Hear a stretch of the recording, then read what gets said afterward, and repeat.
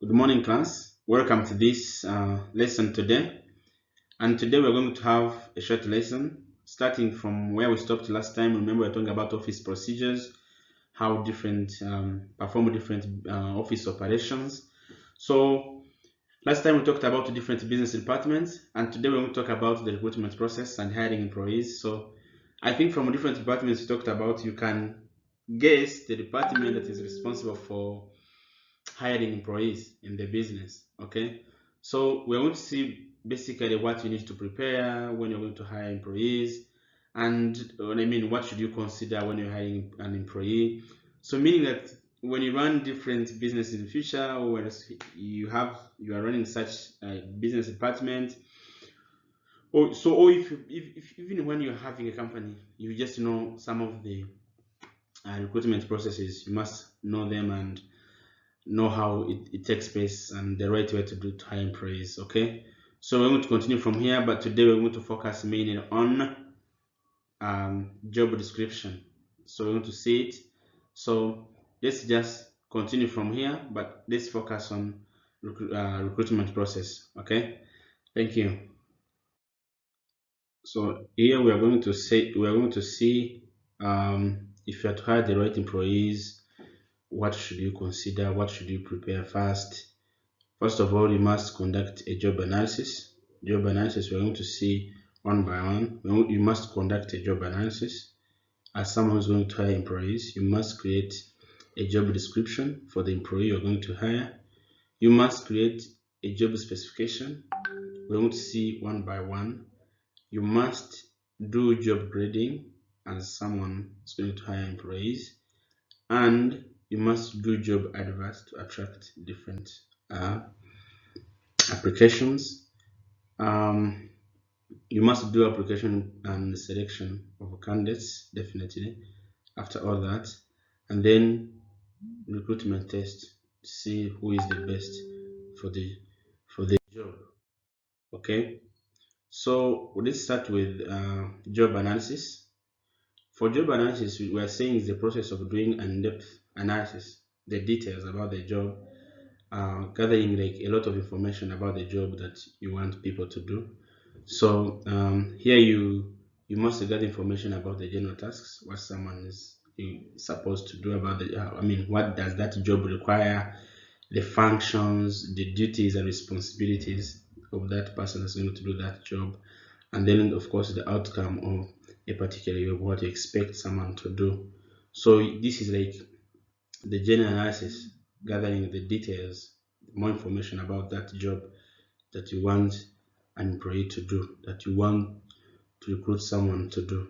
So this is like the in-depth analysis, finding out the details about that job, the responsibilities, the duties, and all that. Then we're going to today we want to focus on job description. Particularly, this is what we want us to do and to know today. So we want to know what job description is and how does a job description really look like. Okay, so a job description is basically a list of duties and responsibilities required to perform a particular job. So some people are hired on a job, I mean, to do a job, but they don't clearly know what are their duties and responsibilities. So in some of the offices, sometimes people conflict doing this and that. So job description helps an employee to really know the responsibilities and duties. Okay, so even when you go to a school and ask different people in administration, teachers, they will tell you their job description, what they're supposed to do and what they are not supposed to do. Okay, so let's just see I mean, how a job description looks like, and then that will be enough for today. Um, when you see here, we are going to see an example of a job description for a financial manager. For a financial manager, it's an example, but you can have so many job descriptions for different people, for different employees. So for a financial manager, this is a job description. You can see we have job title. You can see here we have job title. Then this is we are saying we are hiring financial manager. So we're going to see what a financial manager, the job description for this financial manager. We're going to see the business department. Where does this financial manager belong? In which department of the business? Finance department. I mean, responsible to this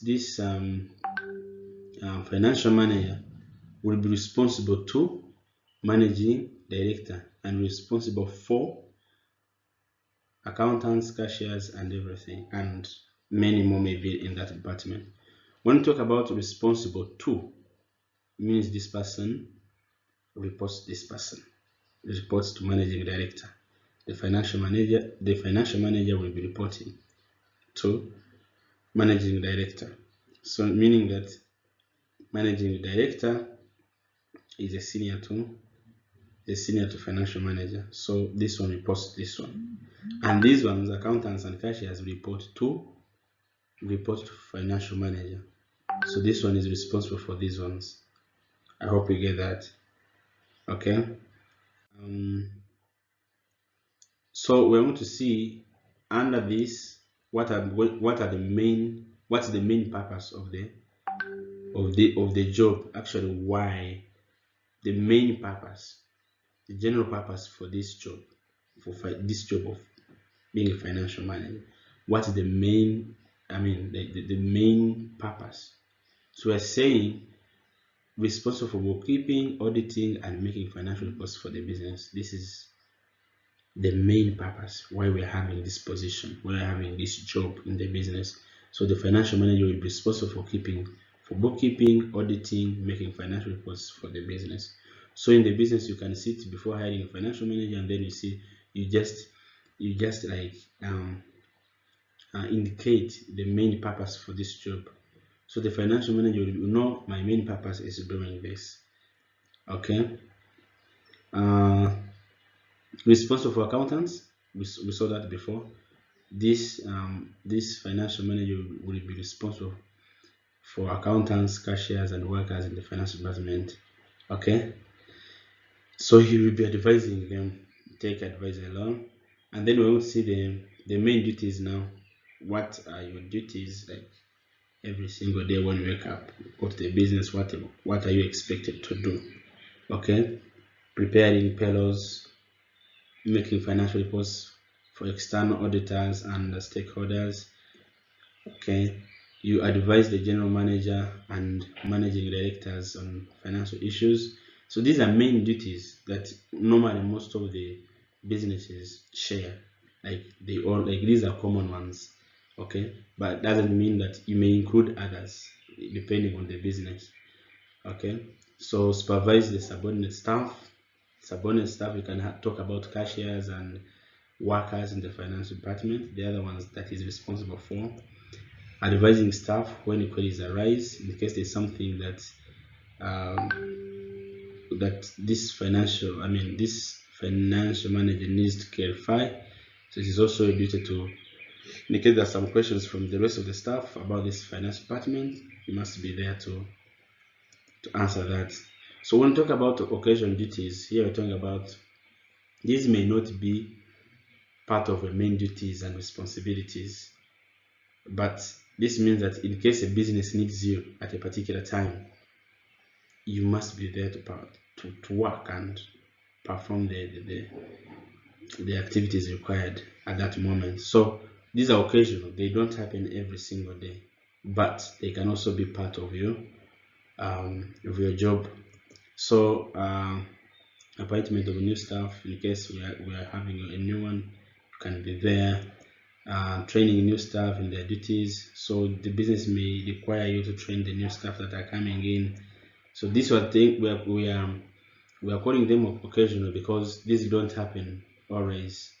They happen at different times, but not always. They are not part of daily activities. Training new staff to use equipment. Probably you're having a new cashier, so you want to train them on how to use different equipment in the department. Disciplining staff as and when required, like in case maybe there is some disciplinary measures that want to take place maybe in the department and the business maybe requires, the managing director requires you to do that, then you can go on and disprint the staff. Okay, dismissing staff if necessary, most probably from the department, so you can do that. And in case you are required, maybe in the department someone needs to be dismissed, needs to be fired, maybe some of the activity is not well done, so you may do that, or you may recommend that. So these are some of the occasional activities that may happen. Okay, so you have seen some of the occasional activities that, let's say for example at the school we are teaching, but sometimes we attend different activities at school.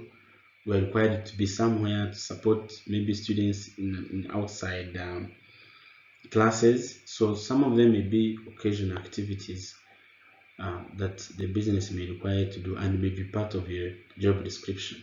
Okay, so that's the main focus today. So we are going to share the assignment, what you're supposed to do after here. Thank you so much. I hope you understand. If you don't, please go on and ask from our different platforms. Thank you.